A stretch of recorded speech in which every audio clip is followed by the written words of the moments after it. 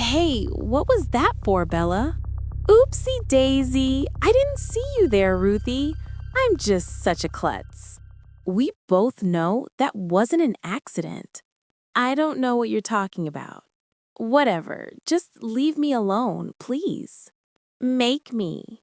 Oh my God. Ruthie, step away from my daughter. This isn't what it looks like. Really? Because what it looks like is you just assaulted Myrtle. Yeah, if you lay your hands on my daughter one more time, we're going straight to the principal. She only has one parent anyway. That's not true. I have a mom too. Then how come I never see her? No wonder she's so violent. She's being raised by a father, and apparently, he's doing a terrible job. And just like that, Ruthie's world crumbled a little more.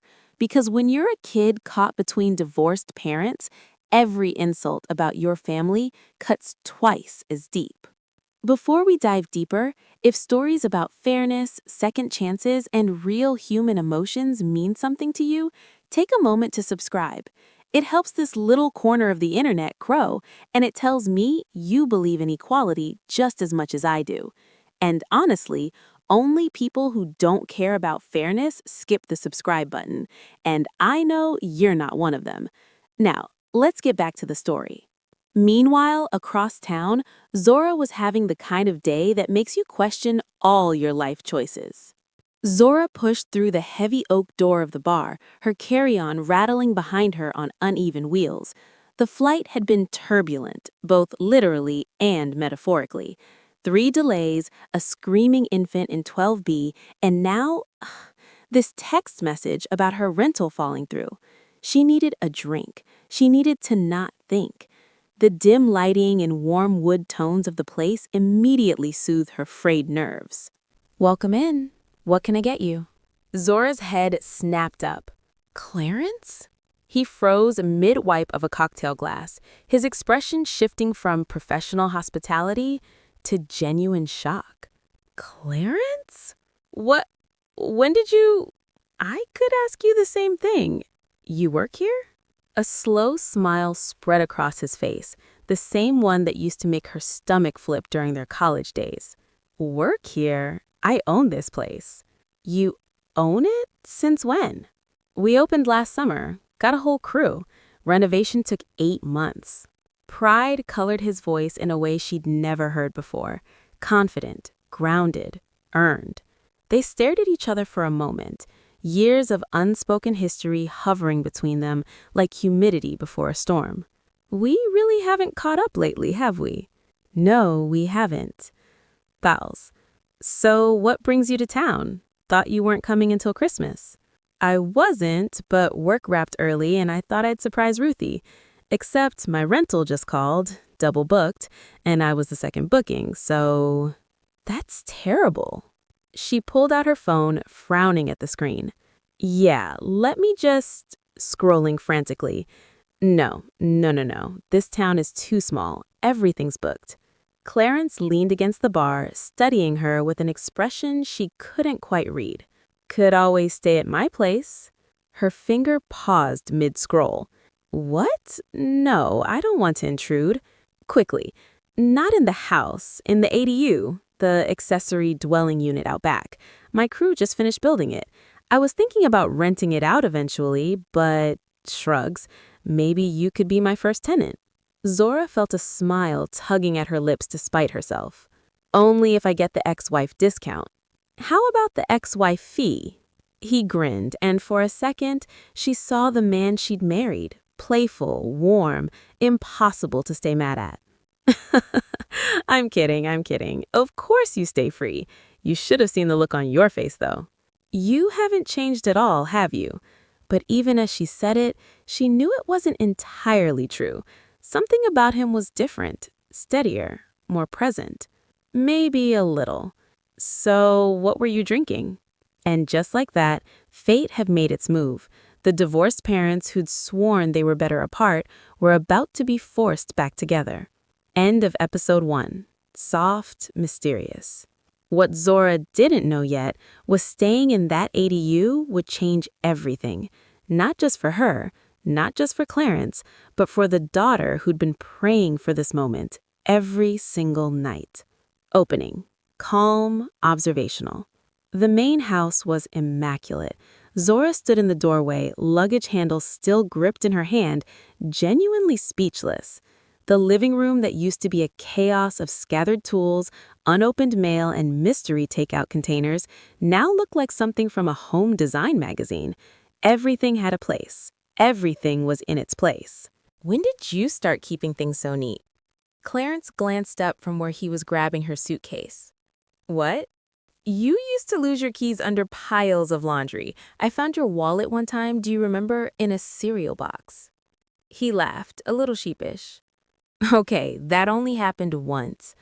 I don't know, I guess I just got better at this. He gestured vaguely at the organized space around them. It's really nice. You were never this put together.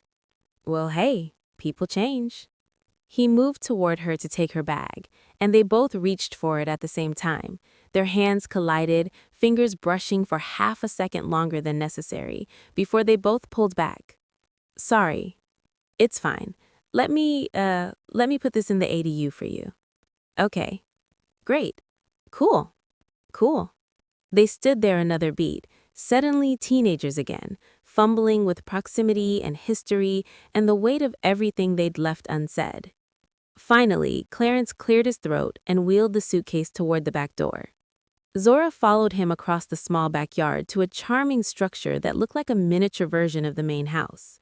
He unlocked it and stepped aside, letting her enter first. The space was compact but thoughtfully designed. A kitchenette along one wall, a comfortable seating area, a separate bedroom visible through a doorway. Everything was clean, fresh, ready.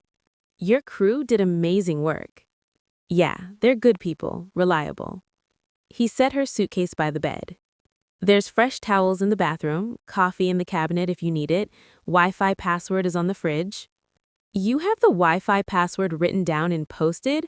Who are you and what did you do with Clarence? He smiled, but there was something vulnerable in it. I told you, people change. The words hung between them, heavier than they should have been. Because if people could change, if he really had transformed from the scattered, unstable man she'd divorced into this grounded, capable version, what did that mean for all the reasons she'd left? What did it mean for the story she'd been telling herself about why they'd failed? Well, thank you for this, really. Anytime. He moved toward the door, then paused. It's good to see you, Zora. It's good to see you too. Morning light filtered through the ADU's curtains, and Zora was still half asleep when she heard the knock. Before she could answer, the door burst open and a blur of energy launched itself across the room. Mom! She crashed into Zora with the force of pure joy, nearly knocking them both onto the bed. You're really here! You're actually here!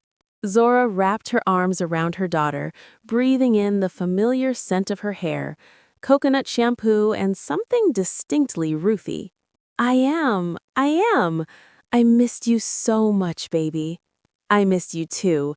FaceTime isn't the same. No, it's not.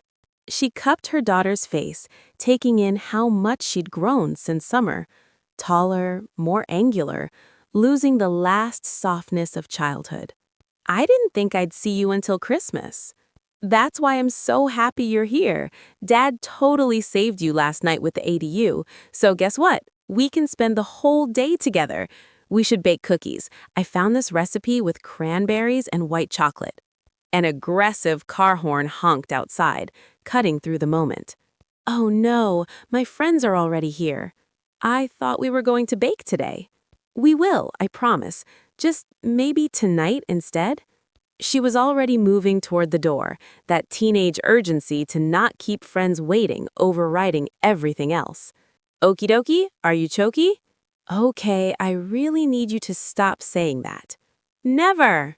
But she paused at the door, her expression suddenly serious. Mom, just a warning. What? Ruthie, watch out for Gladys. Who's Gladys? Dad's girlfriend. She's terrible. Okay, bye, Mom. Love you. Wait, Ruthie! But she was already gone, the door swinging shut behind her, leaving Zora sitting alone with that revelation hanging in the air. Dad's girlfriend. Of course he had a girlfriend. What did she expect? That he'd been waiting around for her all these years? She'd moved on with her life, built her career, dated occasionally, though nothing serious. Why wouldn't he do the same? Still, the information settled in her chest like a stone. She told herself it was concern for Ruthie's well-being, nothing more. If this Gladys woman was making her daughter uncomfortable, that was a legitimate problem. It had nothing to do with the way her stomach had flipped last night when Clarence smiled at her across the bar. Nothing at all.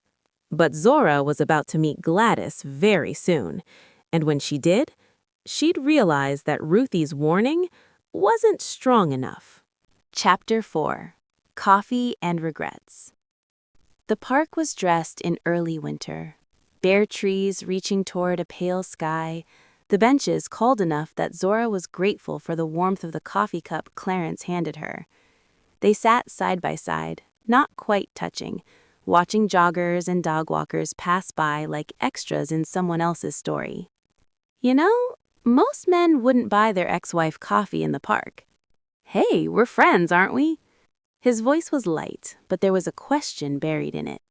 Yeah, we are. She took a sip, letting the silence settle between them before asking, So, how's it been? Really? Okay. He paused, seeming to weigh how honest to be. I notice you haven't changed your last name. The observation caught her off guard. It just seemed like too much of a hassle. And I haven't met anybody else, so... She trailed off, unsure why she'd added that last part. You know, Sorry, old habits. It's okay. Zora, it seems like forever since we've actually had a real conversation, especially since the divorce. Yeah. She stared into her coffee. Honest, painful. Those were hard years, weren't they? You were traveling a lot for work, and I was here trying to keep everything together, making sure everything ran smoothly. It didn't feel very secure. We just didn't have a stable rhythm. Quiet, remorseful. I remember, jumping from job to job, no health benefits. It wasn't conducive to raising a family. But I promise you, with this new business, I'm creating a much more stable home life for Ruthie now.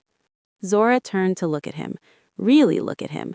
The morning light caught the silver threading through his hair at the temples. When had that happened? Reflective, bittersweet. You know, we were really different people back then. There was a lot of love in our relationship, but we just didn't seem very compatible. Accepting, no bitterness. Well, it's a good thing we figured that out before we continued in that marriage. Yeah, good thing. But even as she agreed, Zora felt something shift inside her, a small, dangerous question taking root.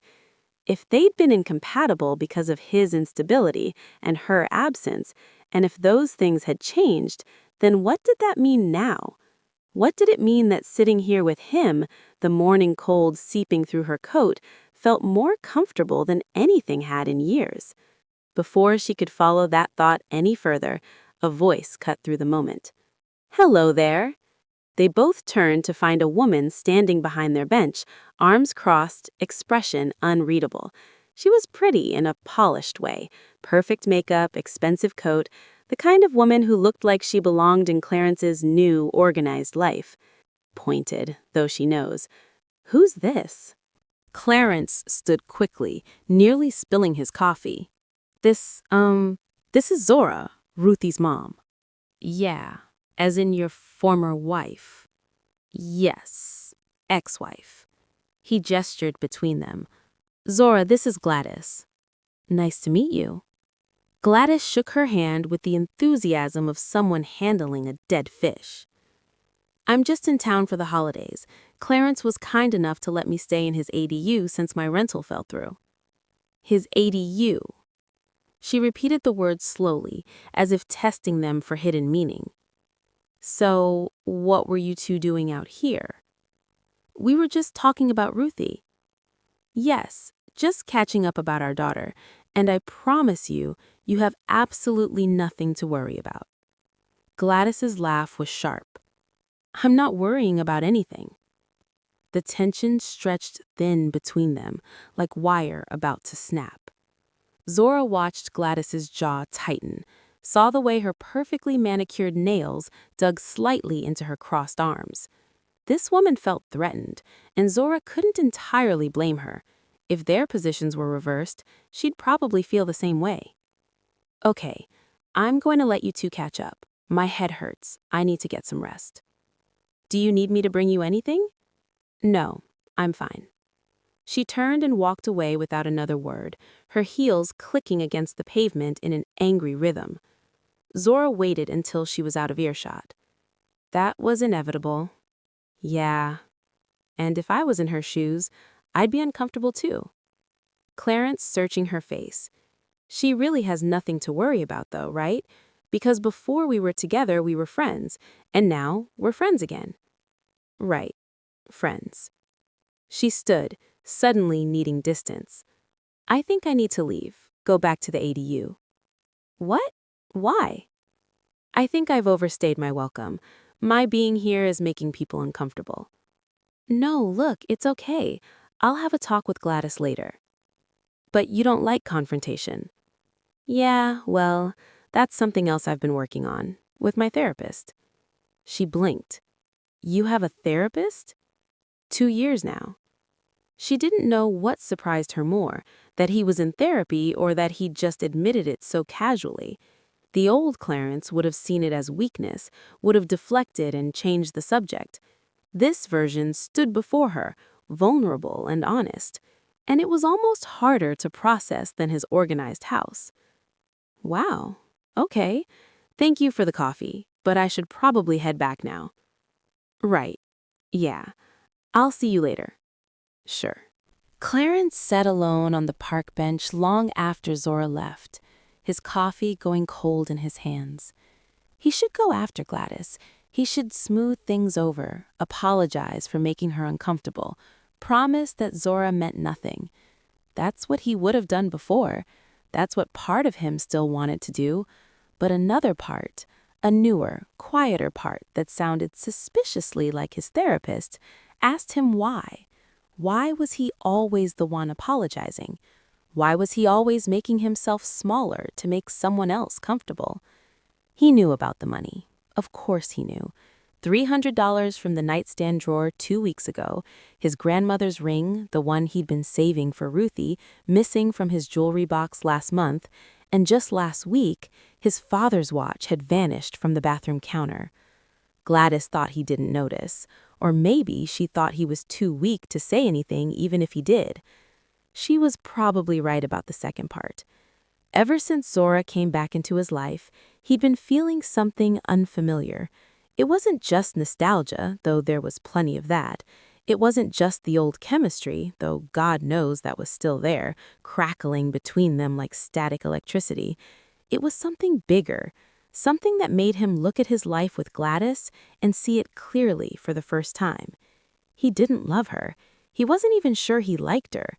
But at least she said she loved him. At least she was there, filling the space, making him feel less alone. Even if it was a lie, even if she was robbing him blind. The thought made him sick. I always trusted Zora. We had problems. God, we had problems. But I never doubted her honesty. I never doubted that she loved me, even when she left. Our love just wasn't strong enough in the end. That was the part that haunted him. Not that they'd failed, but why? Because if love wasn't enough, if honest, real love couldn't survive his chaos and her absence, then what chance did counterfeit love have? What was he even doing with Gladys? He thought about what his therapist would say. "Clarence, you deserve more than someone who tolerates you. You deserve someone who celebrates you." Easy words in an office. Harder to believe when you were sitting alone on a cold bench, watching your ex-wife walk away while your girlfriend, who was stealing from you, waited in your house, angry. But Zora wasn't just his ex-wife anymore. She was something more complicated. She was proof that he'd changed, that he could be the man he'd always wanted to be. And maybe, just maybe, that man deserved better than this. He just didn't know if he was brave enough to do anything about it. But Clarence wouldn't have to wait long to find his courage, because Ruthie was about to take matters into her own hands. And when she did, things were about to get interesting. The cookies were finally happening. Zora and Ruthie stood side by side in the ADU's small kitchen, flour dusting the counter and Christmas music playing softly from Zora's phone. This was the moment Zora had been craving since she landed. Just her and her daughter, no complications, no history, just the simple pleasure of being together. You know, honey, it's really nice to spend some quality time with you. You're always so busy with your friends. They're actually not from school. They're from community theater. She focused intently on the chocolate chips she was counting. Everyone at school hates me. Zora's hand froze mid-pour. They hate you? Yeah, there's this one girl, Myrtle. She shoves me to the ground and then acts like it was an accident. Her parents are worse. They say all this stuff about how I'm violent because I don't have a mom around. The words hit Zora like a physical blow. That's terrible. I should talk to her parents. No, don't do anything. It'll only make it worse. Please, Mom. Okay. She pulled her daughter close, kissing the top of her head. But if it gets worse, it won't. Her voice had taken on a strange certainty. Besides, I want to know something else. What's that? You want to get back with Dad, don't you? No, that's absurd. Don't lie to me, Mom. I'm not. Your dad's changed, but that doesn't mean I want to be with him again. I live hours away, and he's got Gladys. A slow smile spread across Ruthie's face, mischievous, determined. I have a plan. Ruthie, are you even listening to me? Of course I am. But her mind was already spinning with implications. Whatever Ruthie was planning, it couldn't be good. She opened her mouth to probe further, but Ruthie had already moved on, humming along to the music, acting like she hadn't just dropped a bomb into the middle of their cookie baking afternoon. Transition. Time passing. Over the next 2 days, Zora watched her daughter's plan unfold with growing alarm, and, if she was honest, a tiny bit of admiration. First came the coffee incident. Gladys took one sip of her morning cup and immediately spat it back into the mug, her face contorted in disgust. What is this? It tastes like dirt mixed with battery acid. Clarence tried it and winced. Yeah, that's pretty bad. Maybe the beans went stale? Then the gift. Gladys unwrapped what she thought was a scarf from Ruthie, only to have a realistic rubber snake spring out at her, causing her to shriek and stumble backward into the Christmas tree. It's just a prank. Ruthie's always doing stuff like this. She's a kid. A kid who clearly hates me. The final straw came with the shampoo. Gladys emerged from the shower screaming, her hands frantically rubbing her scalp. It's burning! Oh my God, it's burning! And that was the moment Gladys decided she'd had enough. The prank war had worked exactly as Ruthie planned, but what came next, neither Clarence nor Zora could have predicted. Clarence was restocking bottles behind the bar when Gladys walked in, her face set with determination. He knew that look. He'd seen it on Zora's face the day she'd asked for the divorce. The look of someone who'd already made up their mind and was just going through the motions of explaining. Gladys. Clarence, I've given it some thought. I don't want to go through with this relationship anymore. He set down the bottle of bourbon carefully. What? Why? Because I just don't feel the spark with you anymore. The words should have hurt more than they did. Instead, he felt something close to relief. Is this because of Zora? No, it's not about her. I just don't feel like I have fun with you anymore. Okay, ouch. Also, your daughter clearly hates me. Every time I turn around, there's something. My coffee tastes terrible, there's a snake jumping out of my gift, my scalp is on fire, and you just sit there and laugh. She's a kid. She plays pranks. Not like this. If this is what the rest of my life is going to be like, I'm not staying. He should have begged. The old Clarence would have apologized, promised to talk to Ruthie, offered to make it work. But standing there, watching this woman who'd been stealing from him for months pretend this was about coffee and pranks, something shifted inside him. Okay, I guess there's no point arguing if you've already made your decision. Gladys blinked, clearly surprised by his lack of resistance. I'm afraid so. This is goodbye. I just have one condition before you go. Yeah, of course. Anything. Clarence met her eyes steadily. Give me my money back. The color drained from her face. What? I'm not stupid. All of it. And my watch. He kept his voice level, almost conversational. Clarence. Now, technically, I know that's 3 conditions, but I don't know what you're talking about. But she was already backing toward the door. 300 from the nightstand, my grandmother's ring, my father's watch from the bathroom counter last week. He counted them off on his fingers. Clarence. Should I keep going, or do you want to save us both the time? Tense standoff. Gladys stared at him for a long moment, calculation flickering across her face as she weighed whether to keep lying. Then, she reached into her purse and pulled out his father's watch, slamming it on the bar. She dug deeper, retrieving a wad of cash. Not all of it, he was sure, but enough. The ring? Already pawned it. You were always too weak to do anything about it anyway. See you around.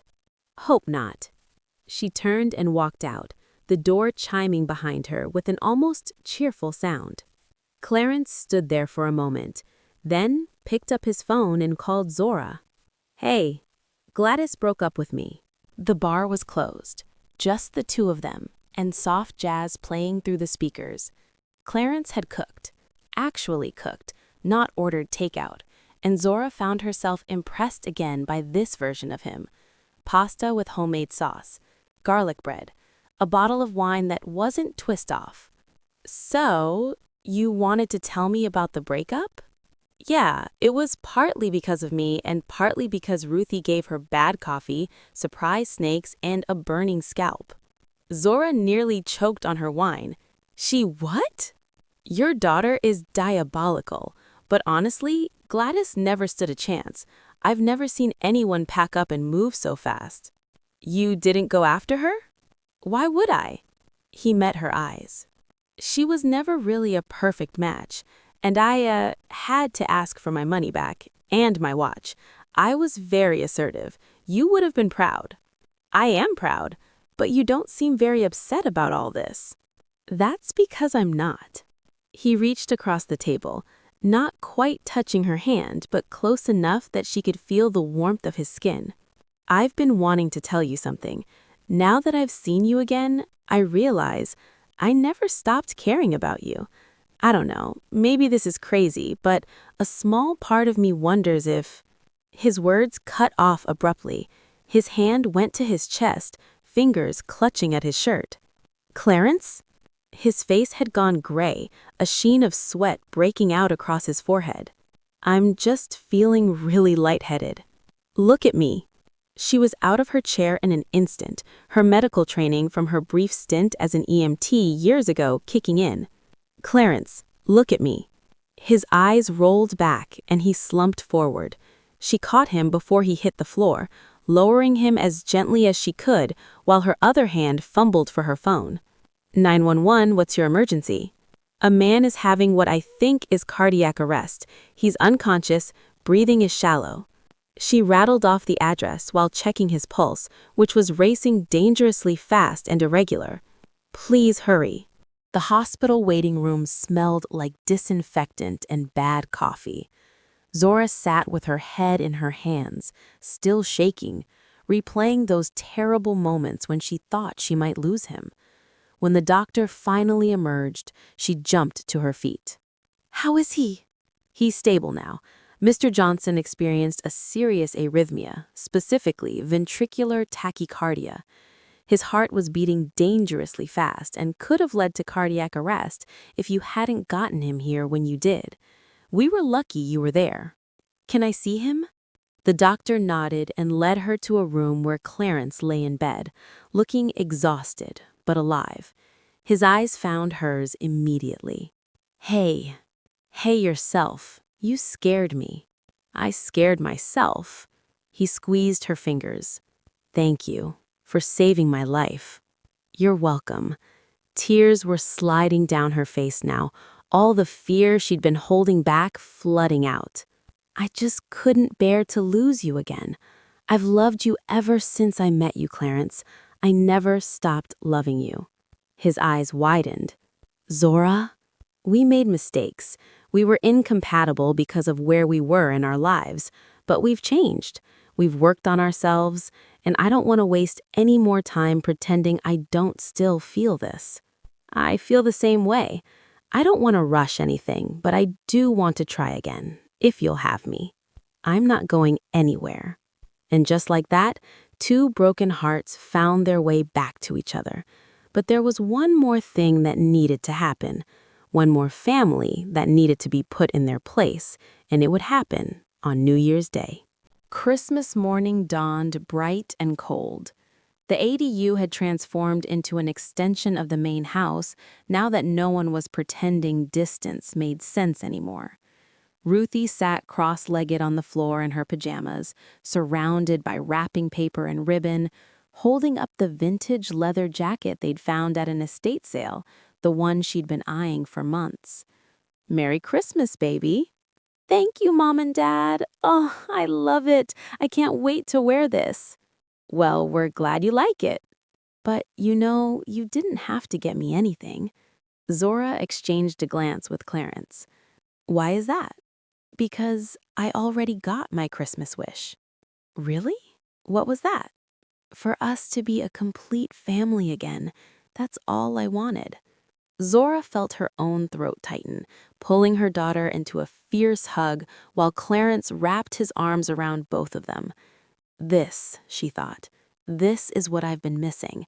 Not just Clarence, not just being home, but this wholeness, this sense of being exactly where she belonged. A new scene begins on New Year's Day. Unseasonably warm weather and a decision to take a walk through the park. They were laughing about something, Clarence doing an impression of his most difficult customer, when a familiar voice cut through the moment. Happy New Year, Ruthie. She stood blocking the path, her smile mean and sharp. Looks like not much has changed. Still have that same ugly hair. Ruthie stopped walking, but this time she didn't shrink back. This time she had both her parents flanking her. Whoa, Ruthie, you're standing way too close to my daughter there.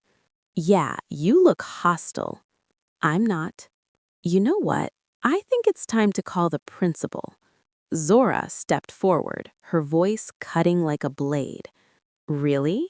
And why is that? Agnes blinked, thrown off by this new player on the board. Yeah, who are you? We are Ruthie's parents. He moved to stand beside Zora, presenting a united front. Isn't that obvious? I thought she didn't have a mother. Well, she does. Her gaze moved from Myrtle to her parents. And the way I understand it, your daughter has been the one who's been hostile, shoving Ruthie, calling her names, making her school life miserable. No, I haven't. Is that true? Myrtle's face flushed red. It is true. She shoved me to the ground and called me names when all I ever did was try to mind my own business. Why are you playing the victim here? Look, why don't you just leave Ruthie alone and she in return will do the same? Is that fair? Angus and Otis exchanged glances, their entire narrative crumbling before their eyes. The broken home they'd used to justify their daughter's cruelty was standing before them, intact and stronger than their own facade. Yeah, that's fair. Good. I'm so glad we've come to an understanding. We're going. Let's go. As the family walked away, Ruthie looked up at her parents, a smile spreading across her face that was pure joy, pure relief, pure wholeness. Thank you. That's what family does, kiddo. We show up for each other. And as they continued their walk through the park, Zora felt the last piece of her heart click into place. They weren't the same people who'd failed at marriage all those years ago. They'd grown, changed, learned. And this time, they were going to get it right. If this story touched you in any way, made you think, made you feel, or reminded you that everyone deserves fairness, go ahead and hit that subscribe button. Share your thoughts in the comments too. I love reading your perspective. And don't forget to follow because I've got more beautiful stories coming, stories that speak to the heart and remind us why kindness still matters. Subscribe if you believe in equality and fairness. The ones who don't, well, they're the only ones who won't. Sometimes love doesn't get it right the first time. Sometimes people need to grow separately before they can come back together and be whole. And sometimes the greatest gift you can give a child isn't perfection, it's showing up, being present, standing united. Because that is what makes a family complete.